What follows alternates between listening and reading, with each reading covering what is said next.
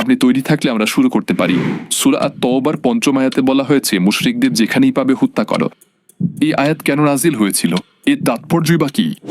সত্যি বলতে এই আয়াতের শুরুটা হয় এই আয়াত দিয়ে, ফাইজাং সালাহুল আশহুরুল হুরুম, যখন পবিত্র মাসের সমাপ্তি ঘটবে, ফাকতুলুল মুশরিকিনা হাইসু ওয়াজাত্তুমুহুম, সে পরিস্থিতিতে যেখানেই মুশরিকদের পাবে তাদের সাথে যুদ্ধ করো। এখানে আপনি দেখতে পাচ্ছেন যে একটা প্রেক্ষাপট আছে। প্রেক্ষাপটটা হচ্ছে মুসলিম এবং অন্যান্য মুশরিক, অগ্নি উপাসক আরবদের মধ্যে একটা শান্তি চুক্তি হয়েছিল এবং বিপরীত পক্ষের অন্যান্য মানুষজন কিন্তু সেই শান্তি চুক্তি ভঙ্গ করে এবং সেই শান্তি চুক্তি ভঙ্গের ফল হিসেবে এই মন্তব্যটি করা হয়েছিল।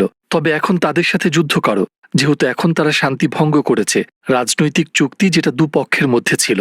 আপনি যদি ঠিক এর পরের আয়াতটি দেখেন, অর্থাৎ ৬ নম্বর আয়াতে বলা হচ্ছে, ওয়াইন আহাদুম মিনাল মুশরিকিনা ইস্তাজারাকা ফাআযিরহু হাত্তা ইয়াসমাআ কালামাল্লাহি সুম্মা আবলিগহুম মা মানা, যদি অবিশ্বাসীদের মধ্যে একজন এসে তোমার কাছে পানাহ চায় তাহলে তাকে নিরাপদ আশ্রয় দাও, যতক্ষণ পর্যন্ত না আল্লাহ তাআলার কালাম তাদের অন্তরে পৌঁছায়।